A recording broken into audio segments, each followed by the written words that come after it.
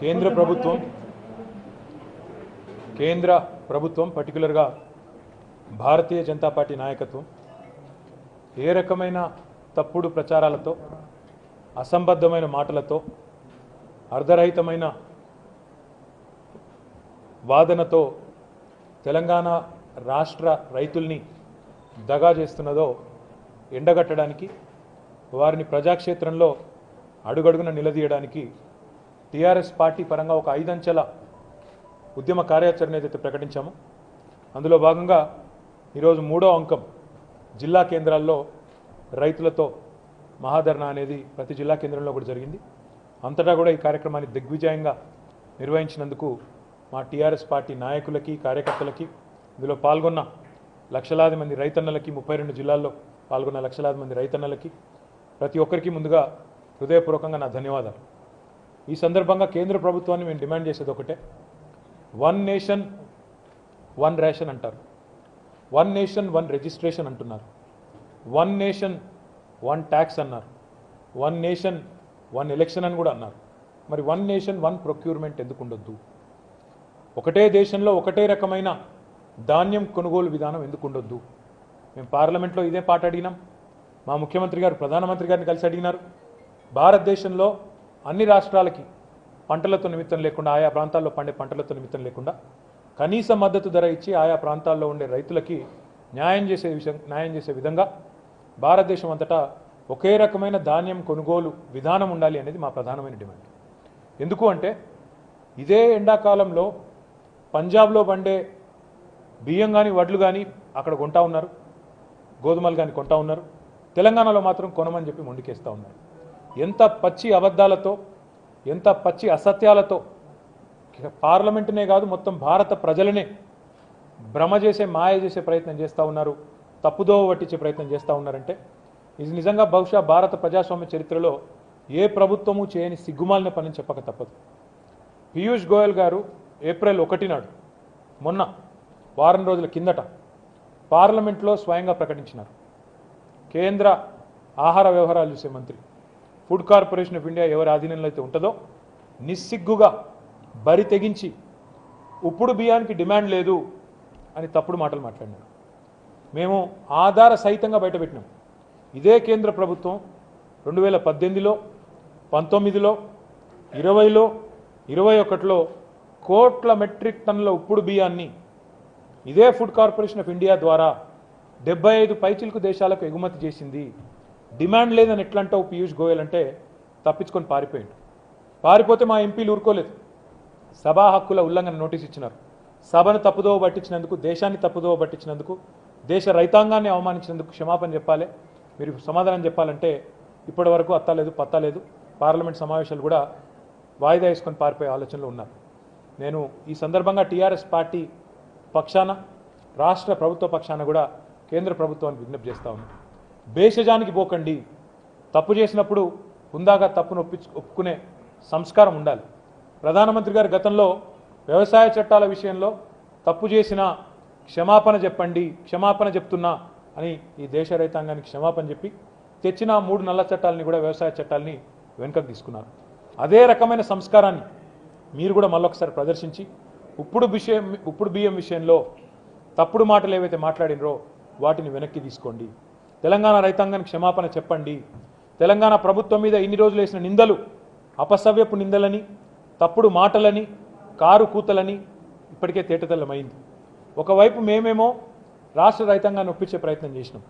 మీ మాటలు నమ్మి మేము ఏమన్నామో నిజమేనేమో, ఉప్పుడు బియ్యానికి డిమాండ్ లేదేమో అని చెప్పి వరి వేయకండి ఈ యాసంగి పంటల్లో అని చెప్పి మేము రైతులకు అప్పీల్ చేస్తే, స్వయంగా మా ముఖ్యమంత్రి గారు యాసంగి నాట్లు మొదలు కాకముందే నవంబర్ 18 నాడు 2021 నాడు ఇందిరా పార్క్ దగ్గర ధర్నా చౌక్లో విజ్ఞప్తి చేసినారు రాష్ట్ర రైతన్నలకు, వీళ్ళు వినేటట్టు లేరు, వరి వేయకండి అన్యాయం అయిపోతారు, మోసపోతారని చెప్పింది. చెప్తే ఆనాడు భారతీయ జనతా పార్టీ రాష్ట్ర అధ్యక్షుడు, బాధ్యతారహితమైన వ్యక్తి, బాధ్యతనే లేని వ్యక్తి, నెత్తి కత్తి ఏది లేని వ్యక్తి, ఆయన ఎవరు ముఖ్యమంత్రి, ఆయనకేం సంబంధం అని చెప్పి నోటికొచ్చినట్టు మీరు వరే వేయండి, కొనిపించే బాధ్యత నాది అని ఒకసారి కాదు 3 సార్లు వరుసగా డిసెంబర్లో మార్చిలో 3 సార్లు మాట్లాడిండు, అడ్డగోలు మాటలు మాట్లాడిండు. అది నమ్మి కొంతమంది రైతులు. ఆ తర్వాత మళ్ళీ 1 డిసెంబర్ 2021 నాడు కేంద్ర కేబినెట్ మంత్రి కిషన్ రెడ్డి గారు ఆయన స్పష్టమైన స్టేట్మెంట్ ఇచ్చినాడు. ఇప్పుడే నేను మీకు చూపెట్టినాను ధర్నాలో. ఉప్పుడు బియ్యమైనా రా రైస్ అయినా మేమే కొంటాం, గతంలో కొన్నాం, ఇప్పుడు కూడా కొంటాం, మా బాధ్యత, చివరి గింజ దాకా కొంటాం అని చెప్పిండు కిషన్ రెడ్డి. మరి ఇవాళనేమో పీయూష్ గోయల్ కొనము అని పార్లమెంట్లో చేతులు ఎత్తేస్తే ఇద్దరు మహానాయకులు లోక్సభలో అత్తాలేరు పత్తాలేరు, ఎక్కడ సందులో పడి తప్పించుకొని తిరుగుతున్నారో తెలియదు. తెల్లముఖం వేసుకొని తెలివి తక్కువ మాటలు మాట్లాడినందుకు చెంపలేసుకొని తెలంగాణ రైతులకు క్షమాపణ చెప్పాలి. సిగ్గు లేకుండా తెలంగాణ రైతులను తప్పుదారి పట్టించినందుకు, తెలంగాణ ప్రభుత్వాన్ని అవమానించినందుకు, తెలంగాణ వ్యవసాయం కొత్త పుంతలు తొక్కుతూ తెలంగాణ రైతాంగానికి వెన్ను దన్నుగా నిలబడ్డ మా ముఖ్యమంత్రి కేసీఆర్ గారిని అవమానించే విధంగా మాట్లాడినందుకు క్షమాపణ చెప్పాలి. తెలంగాణ రైతాంగాన్ని ఇన్ని రోజులు ఏదైతే మోసం చేసినారో ఆ మోసం బయటపడింది కాబట్టి ఇకనైనా బుద్ధి తెచ్చుకొని, ఎందుకంటే ఇప్పుడే కోతలు స్టార్ట్ అవుతూ ఉన్నాయి, ఆ కాలం కూడా దగ్గర పడ్డది కాబట్టి వెంటనే తమ వైఖరి మార్చుకొని చెంపలేసుకొని క్షమాపణ చెప్పి ముందుకు వచ్చి వన్ నేషన్ వన్ ప్రొక్యూర్మెంట్ విధానం తీసుకురావాలి. దాంతోపాటు శరామామూలుగా గత 50-60 సంవత్సరాలకు ఎట్లా అయితే నిరాటంకంగా మరి ధాన్యం కొనుగోలు ఫుడ్ కార్పొరేషన్ ఆఫ్ ఇండియా చేస్తుందో అది చట్టబద్ధం, రాజ్యాంగబద్ధం. వాళ్ళు చేయడం అనేది మాకేం మెహర్బానీ కాదు, చేయాల్సిందే, అది దేశ రైతుల హక్కు. ఆ సంస్థ పెట్టిందే రైతుల దగ్గర ధాన్యం కొనుగోలు చేసి కనీస మద్దతు ధర ఇచ్చేందుకు. కాబట్టి ఆ పద్ధతిలో ముందుకు రావాలని, భేషజాన్ని వదిలి ముందుకు రావాలని చెప్పి డిమాండ్ చేస్తూ ఉన్నాం. ఒకవేళ వారు రాకపోతే, స్పందించకపోతే రేపు రాష్ట్ర వ్యాప్తంగా 8 తారీఖు నాడు ప్రతి గ్రామంలో ప్రతి రైతు ఇంటి మీద నల్ల జెండా ఎగరేస్తాము. కేంద్ర ప్రభుత్వానికి నిరసన చెప్తాం. ప్రతి గ్రామంలో ఖచ్చితంగా కేంద్ర ప్రభుత్వ దిష్టిబొమ్మ తగలబెడతాం, సావుడప్పు కొడతాం. అయినా దిగి రాకపోతే 11 తారీఖు నాడు ఢిల్లీ కేంద్రంగా మోదీ గారి ఇంటికి కూతవేడు దూరంలోనే రాష్ట్ర కేబినెట్ మొత్తం, రాష్ట్రంలోని టీఆర్ఎస్ పార్టీ ఎమ్మెల్యేలు, ఎంపీలు, ఎమ్మెల్సీలు, జడ్పీ చైర్మన్లు, రైతు బంధు సంఘాల అధ్యక్షులు, డీసీసీబీ అధ్యక్షులు, డీసీఎంఎస్ అధ్యక్షులు, మున్సిపల్ చైర్మన్లు, మేయర్లు అందరూ కూడా, రాష్ట్ర పార్టీ అందరం కూడా పోయి ధర్నాలో కూర్చుంటాం. కేంద్ర ప్రభుత్వాన్ని అడుగుతాం, ఎట్లా దిగిరారో చూస్తాం. ఎందుకంటే స్పష్టంగా వాళ్ళ దొంగతనం బయటపడ్డ తర్వాత, ఇన్ని రోజులు చెప్పిన మాటలు తప్పుడు డొల్ల మాటలను తేలిపోయిన తర్వాతనైనా సిగ్గు తెచ్చుకొని కిషన్ రెడ్డి, బండి సంజయ్ ఇకనైనా పోయి కాళ్ళు పట్టుకుంటారా వాళ్ళ కేంద్ర మంత్రులవి, కడుపులో తలబెడతారా, మాకు సంబంధం లేదు. ఇన్ని రోజులు మీరు మాట్లాడిన పనికిమాలిన మాటలకు ప్రాయశ్చిత్తంగా పోయి బుద్ధి తెచ్చుకొని ఇకనైనా వెంటనే కొనుగోలు ప్రారంభించే విధంగా కేంద్ర ప్రభుత్వం నుంచి డైరెక్షన్ తీసుకొని రండి. లేని పక్షంలో మీకు ప్రజాక్షేత్రంలో పరాభవం తప్పదని చెప్పి కూడా వారిని హెచ్చరిస్తూ, ఇంకోవైపు పెట్రోలు డీజిల్ ధరల మీద కూడా అడ్డగోలు వాదన. ఇదే మోదీ గారు 2012లో ఇదే మోదీ క్యాబినెట్లో ఉన్న ప్రస్తుత మంత్రులు నిర్మలా గారు, స్మృతి ఇరానీ గారు ఆనాడు భారతీయ జనతా పార్టీ నాయకురాలుగా అడ్డగోలు మాటలు మాట్లాడినారు. అప్పటి కేంద్ర ప్రభుత్వ వైఫల్యం అన్నారు, కేంద్ర ప్రభుత్వ చాతగాంతనం అన్నారు, రాష్ట్రాల మీద భారం అన్నారు, సామాన్యుడి నడ్డి విరుస్తున్నారన్నారు, పేదల వ్యతిరేక ప్రభుత్వం కేంద్ర ప్రభుత్వం, అప్పటి కేంద్ర ప్రభుత్వం అన్నారు. ఈరోజు ప్రధానమంత్రిగా ఉన్న వ్యక్తి ఆ రోజు అప్పటి ప్రధానమంత్రిని ఉద్దేశించి నోటికొచ్చిన మాటలు మాట్లాడినారు. ప్రధానమంత్రి గారు చేతగాకపోతే దిగిపోండి, మీ వైఫల్యం వల్ల చమురు ధరలు పెరుగుతున్నాయి అన్నారు. నేను ఇవాళ సూటిగా అడుగుతా ఉన్నా, మోడీ చమురు ధరలా, ముడి చమురు ధరలా, ఏది వాస్తవాలు చెప్పండి. 2014లో క్రూడ్ ఆయిల్ బ్యారెల్ ధర $105, కానీ ఆ రోజు పెట్రోల్ ధర $73. ఈ రోజు కూడా క్రూడ్ ఆయిల్ బ్యారెల్ ధర $105. మధ్యలో తగ్గింది, మళ్ళీ పెరిగింది, అక్కడికే వచ్చి ఆగింది.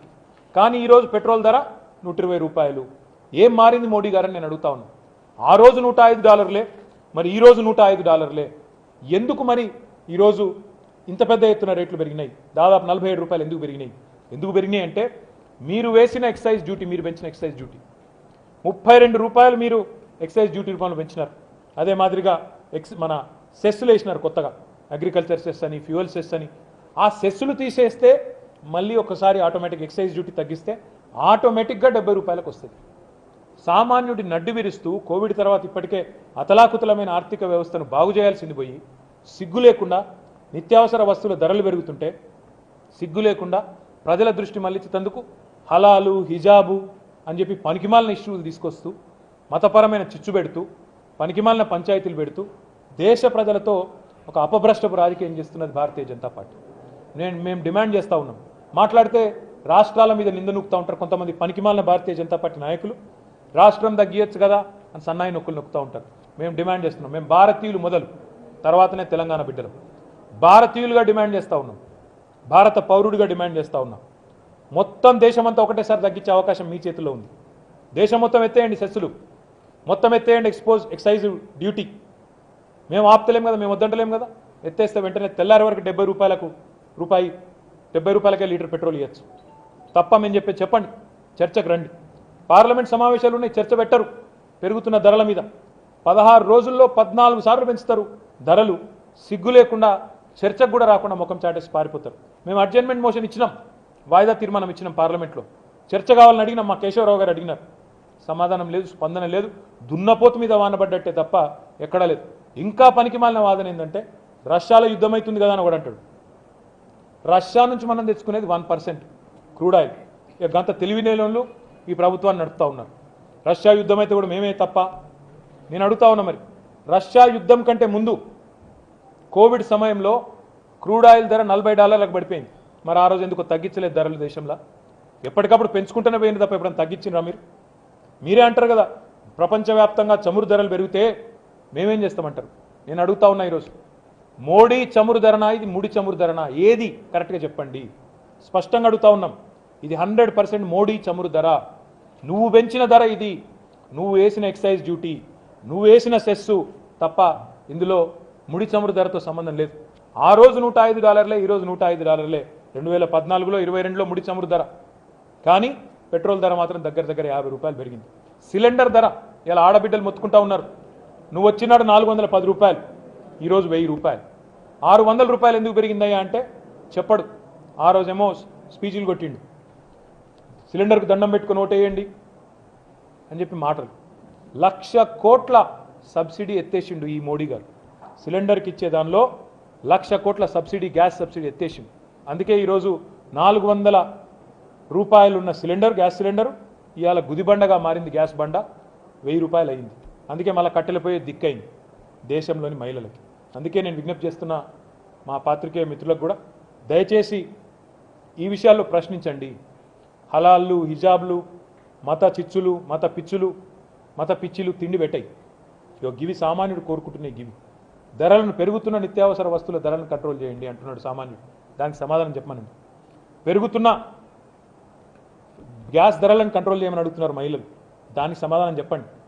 దాని మీద చర్చ పెట్టండి పార్లమెంట్లో, పనికిమాలిన అంశాల మీద కాదు. తెలంగాణలో ధాన్యం ఎందుకు కొనుగోలు చేయరో చెప్పండి. అబద్ధాలు చెప్పకండి, వాస్తవాలు చెప్పండి. ఇప్పుడు బియ్యాన్ని ఎగుమతి చేస్తూ తప్పుడు మాటలు చెప్పి పార్లమెంటును అవమానించినందుకు, తెలంగాణ రైతులను అవమానించినందుకు, నా సమజ్ అన్నందుకు, నా సమజ్ ఎవరు? నా సమజ్ బండి సంజయ్ నా సమజా, కిషన్ రెడ్డి నా సమజా, పీయూష్ గోయల్ నా సమజా, నరేంద్ర మోడీ నా సమజా, లేక తెలంగాణ రైతులు నా సమజా? ఎవరికి అర్థం కాలేదు వాస్తవాలు. కాబట్టి ఈ రకమైన వ్యవహారాలు చేసి తెలంగాణలో నెగుతాం, తప్పించుకుంటామంటే కుదరదు. మిమ్మల్ని ఎండగడతాం ప్రజాక్షేత్రంలో, రైతుల ముందు, మహిళల ముందు, సామాన్యుల ముందు, మధ్యతరగతి ప్రజల ముందు ఎక్కడికక్కడ మిమ్మల్ని నిలదీస్తామని చెప్పి కూడా ఈ కేంద్ర ప్రభుత్వంలోని ప్రబుద్ధులకి చెబుతూ ఇకనైనా బుద్ధి మార్చుకోవాలని చెప్పి కూడా వారికి విజ్ఞప్తి.